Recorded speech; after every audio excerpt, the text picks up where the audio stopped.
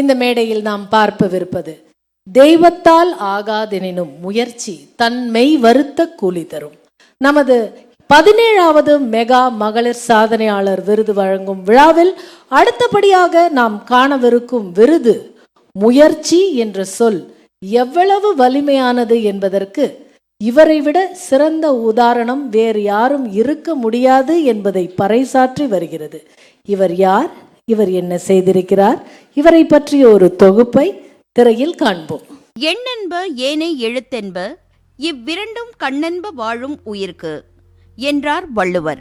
இந்த இளம் பெண்ணால் எண்களையும் புரிந்து கொள்ள முடியாது, எழுத்தையும் படித்து பார்க்க முடியாது. பாடலையும் பக்தியையும் மட்டுமே தனது இரு கண்களாக கொண்டு தனது இசையால் இறைவனை காண்பவர் இவர்.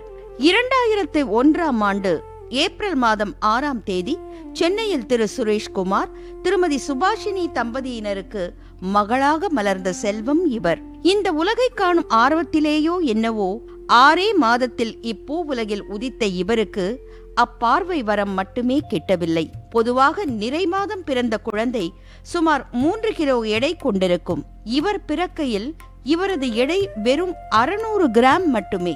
அந்த சின்னஞ்சிறு மழலையை பெரும் பாடுபட்டு வளர்த்ததோடு நில்லாமல் தன் மகளுக்கும் இவ்வுலகில் ஒரு இடம் கிடைக்க வேண்டும், அது அவர் மகிழ்ச்சியாக வாழக்கூடிய வாழ்வாக இருக்க வேண்டும் என அன்று முதல் இன்று வரை பெரிதும் முயற்சித்து வருபவர் இவரது தாயார். பிறந்த சிறு குழந்தைக்கு முதலில் பெரிதாக அசையக்கூட முடியவில்லை. வீட்டில் ஒலிக்கும் பாடல்களை கேட்டுதான் மெல்ல அசைய தொடங்கினார். அதனை கவனித்த இவரது தாயார் இசைக்கும் இவருக்கும் ஒரு பந்தம் உள்ளதை எண்ணி 3 வயதில் நடன பள்ளிக்கு அழைத்துச் சென்றுள்ளார். அங்கே ஜதிகளை கேட்டு காந்தம் போல உள்வாங்கி அதனை அப்படியே திரும்பச் சொல்ல தொடங்கியுள்ளார். அன்று தொடங்கியது இவரது இசை பயணம்.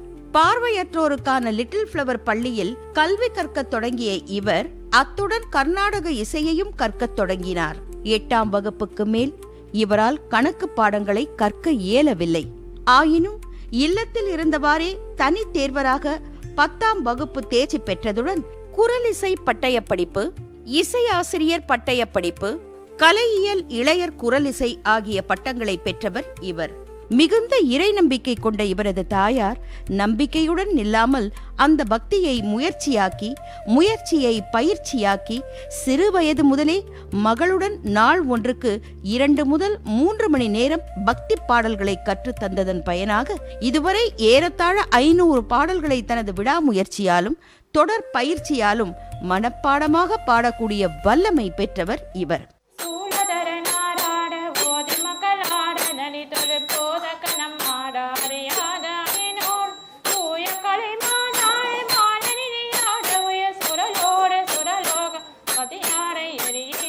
சிறு சத்தம் கேட்டால் கூட அதன் ஸ்வரம் சொல்லும் திறன் கொண்ட இவர் தமது திறனை வெளிப்படுத்தவோ அதனை மெருகேற்றவோ எந்த வாய்ப்பு கிடைத்தாலும் அதனை நழுவ விடக்கூடாது. பெற்றால் பரிசு, கற்றால் பாடம், தோல்வி என்பதே கிடையாது என்று நம்பும் இவர் எங்கு இசை போட்டி நடந்தாலும் அதில் பங்கேற்று பல பரிசுகளை பெற்றதோடு கலை மாமணி திரு OS அருண், சங்கீத கலாநிதி திரு TM கிருஷ்ணா போன்ற இசை சான்றோரின் பாராட்டுகளையும் பெற்றவர் இவர்.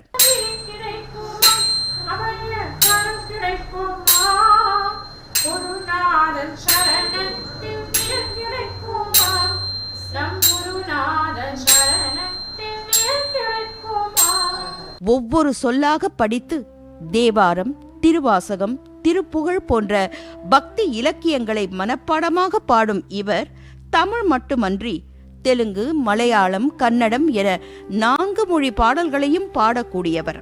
கருணாஜலதே தாசரதே ராமா கமனியானன சுகுணனிதே கருணாஜலதே தாசரதே ராமா கமனியானன சுகுணனிதே கருணாஜலதே.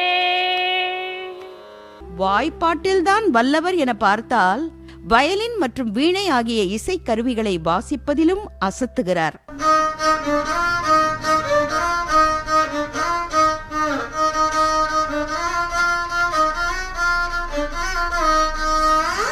திருக்கோவில் விழாக்கள், நவராத்திரி கச்சேரிகள், மாற்றுத்திறனாளிகளுக்கான மார்கழி மாற்றம் இசை நிகழ்ச்சி என தொடர்ந்து இசை படைத்துக் கொண்டிருக்கும் இவர் பாடல்களை பயில்வதோடு அதன் அர்த்தத்தையும் பயனையும் புரிந்து உணர்ந்து பாடக்கூடியவர். 12ஆம் திருமறையில் பேயுரு தோழி பங்கன் என்னும் பாடலில் வரும் கடைசி வரிகளான நாளும் அடியாரை வந்து நலியாத வண்ணம் உரைசை ஆன சொல் மலையோதும் அடியார்கள் வானில் அரசாழ்வர் ஆணை நமதே என்ற வரிகளை கேட்ட இவரது தாய்க்கு தன் மகளும் அப்படி ஓதுவார் ஆக வேண்டும் என்ற எண்ணம் உதித்து பல ஓதுவார் பெருமக்களை சந்தித்து பாடல் பயிற்சி பெற்றதன் பயனாக 2025ஆம் ஆண்டு தமிழக அரசால் தமிழகத்தின் முதல் பெண் மாற்றுத்திறனாளி ஓதுவார் என்ற பணி நியமன ஆணை பெற்றவர் இவர்.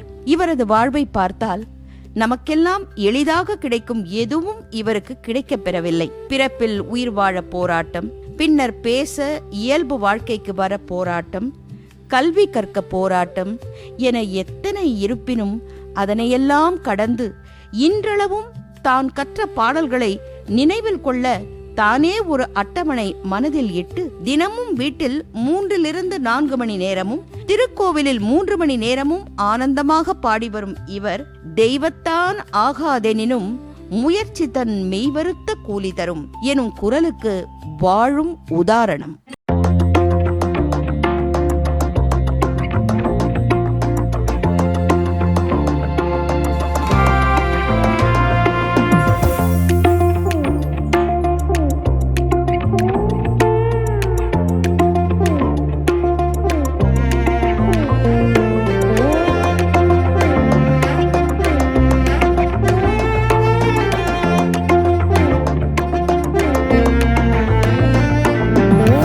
தனது விடாமுயற்சிக்காகவும் இசை திறனுக்காகவும் 2013ஆம் ஆண்டு ரோட்டரி கிளப் ஆஃப் மெட்ராஸ் விருது, 2015ஆம் ஆண்டு இளம் தளிர் விருது, ஃபைன் ஆர்ட்ஸ் விருது, 2020ஆம் ஆண்டு பிரஜாஹிதா ஃபவுண்டேஷன் விருது, 2022ஆம் ஆண்டு ரைசிங் ஸ்டார் விருது என பல விருதுகளையும் வென்றவர்தான் விடாமுயற்சியின் சின்னம், இசை கலைமணி, தமிழகத்தின் முதல் பெண் மாற்றுத்திறனாளி ஓதுவார் செல்வி SS பிரியவதனா அவர்கள். வணக்கத்திற்குரிய சாதனையாளர்களுக்கு மத்தியில் இவர் வணங்குதலுக்குரிய சாதனையாளர் Priyavadhana. Put your hands together for her, ladies and gentlemen.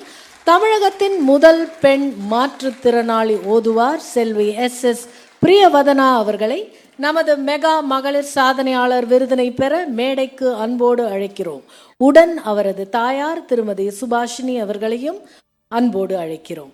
விருதினை வழங்கி சிறப்பிக்க சிறப்பு விருந்தினர்கள் திரு KV தங்கபாலு ஐயா அவர்களையும் திருமதி ஜெயந்தி தங்கபாலு அம்மா அவர்களையும் அழைக்கிறோம்.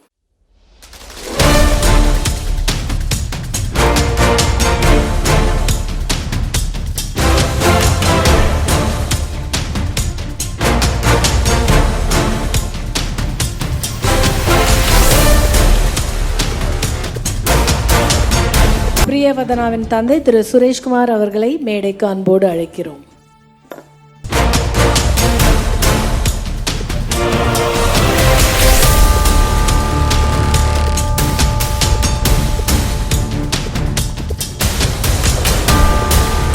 Mega Women Achiever Award for being Tamil Nadu's first differently abled, or I would say distinctly abled Oduvar, Selvi Priyavadana avargal. Please put your hands together for her, ladies and gentlemen.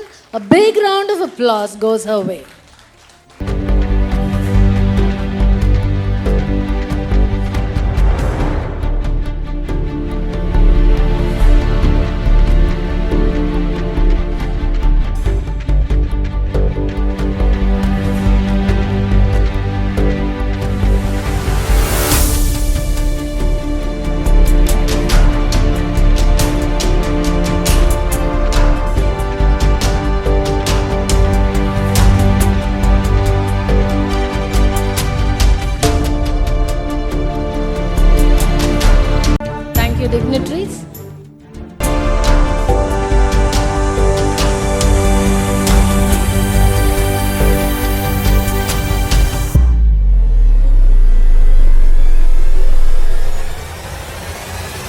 வாழ்த்துக்கள் பிரியவதனா. எங்களுக்காக ஒரு வார்த்தைகள் please. Thank you. அனைவருக்கும் இனிய மாலை வணக்கம் மற்றும் மகளிர் தினம் நல்வாழ்த்துக்கள். எனக்கு விருதினை வழங்கிய மெகா டிவி குழுவினருக்கு நன்றியை தெரிவித்துக் கொள்கிறேன். நன்றி, வணக்கம். ஒரு பாட்டு பாடுறேன்.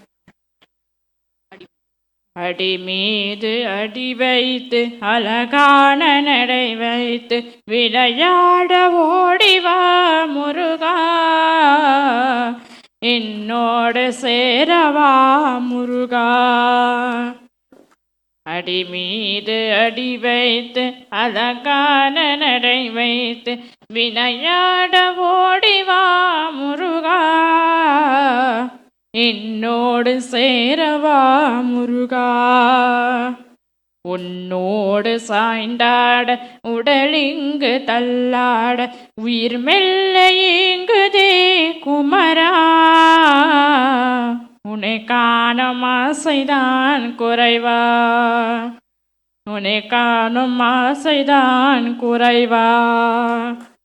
கண்ணோடு ஒளி இல்லை வழி காட்டவாவா, என் மோட்சம் எனதில் என் மோட்சம் எனதில்லை உனக்காக தேவா, விரைவாய் வருவாய் அழகா, விளையாட ஓடிவா முருகா, விளையாட ஓடிவா முருகா. Thank you all. அனைவருக்கும் வணக்கம். உலக மகளிர் தின வாழ்த்துக்களை அனைவருக்கும் தெரிவித்துக் கொள்கிறேன். இது மாதிரி எங்களெல்லாம் தேடி இது மாதிரி ஒரு விருது கொடுக்கறதுன்றது மிகப்பெரிய விஷயம். மேடம் டிசம்பர் மாதமே எங்களுக்கு கால் பண்ணி சொல்லிட்டாங்க. அவங்களுக்கு அப்போ உடம்பு முடியாமல் இருந்தது. நான் அப்போ அவங்கக்கிட்ட கூட கேட்டேன், ஏன் மேடம் உடம்பு முடியாமல் இருக்கே, 2 நாள் பொறுத்து தான் நீங்கள் எங்களை கூப்பிட்ருக்கலாமே அப்படின்னு கேட்டேன். இல்லைம்மா, இந்த வேலையை நாங்கள் தொடங்கணும், அதனால் நான் அப்படி பண்ணுறேன் அப்படின்னு சொன்னாங்க. அது ரொம்ப சந்தோஷமாக இருந்தது. அவங்க குழுவினர் எடுத்ததெல்லாம் அவ்வளோ ஒரு கைண்டாக, எங்களுக்கு எப்போ டைம் இருக்குது, எப்படி இவளுக்கு என்ன கம்ஃபர்டபுளாக இருக்கும், அதெல்லாம் பார்த்து எடுத்தாங்க. அதான் ஏவி போடுறதுன்றது ரொம்ப ரொம்ப பெரிய விஷயமா இருந்தது. அது எனக்கு என்ன மாதிரி இருக்கிற பேரண்ட்ஸ் யாரும் ஒதுங்காதீங்க, அவ்வளோதான். யாரும் ஒதுங்காதீங்க, அந்த குழந்தைங்களையும் ஒதுக்காதீங்க. முடிஞ்சால் குறையுள்ள குழந்தை யாருக்கும் பிறக்க வேண்டாம். அப்படி அது பிறந்ததுன்னா அதை சரி பண்ணுறதுக்கு பாருங்கள். அதை சரி பண்ண முடியலன்னா அதில் என்ன பெஸ்ட்டாக கொடுக்க முடியுமோ அதை கண்டிப்பாக கொடுங்க, அவ்வளோதான். அது மட்டும்தான் எங்களுக்கு வேணும். நீங்களும் சந்தோஷமாக இருக்கலாம், குழந்தையும் சந்தோஷமாக இருக்கும். அவ்வளோதான் என்னோட உரை. ரொம்ப நன்றி, ரொம்ப நன்றி. மகளிர் தின வாழ்த்துக்களையும் நான் எல்லாருக்கும் திரும்பவும் சொல்லிக்கிறேன். நன்றி. அந்த குழந்தை பாடின பாடலை கேட்டு அந்த முருகர் சீக்கிரமாக அந்த குழந்தைக்கு பார்வை கொடுக்கணும்.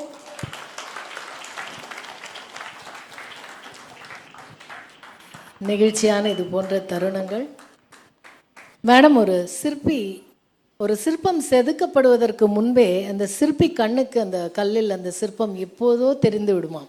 அதுபோன்று இந்த குழந்தைக்கு இந்த மேடை, இந்த பாராட்டு, இந்த விருது, இதை இந்த குழந்தை பிறந்த உடனே கண்ணில் பார்த்த அந்த பெற்றோர்களுக்கு இந்த தருணத்தில் ஒரு சிறந்த கரகோஷம், சிறந்த பாராட்டுகள். பிரியவதனா மட்டுமல்ல, நீங்களும் ஒரு எடுத்துக்காட்டு உதாரணம்தான். வாழ்த்துக்கள், வணங்குகிறோம். அடுத்ததாக இந்த 2 அற்புதமான சாதனையாளர்களை மேடையில் பார்த்து நெகிழ்ந்து அதன் தொடர்ச்சியாக அடுத்து நாம் இந்த மேடையில் காணவிருப்பது ஒரு சிறிய ஃப்ளாஷ்பேக்.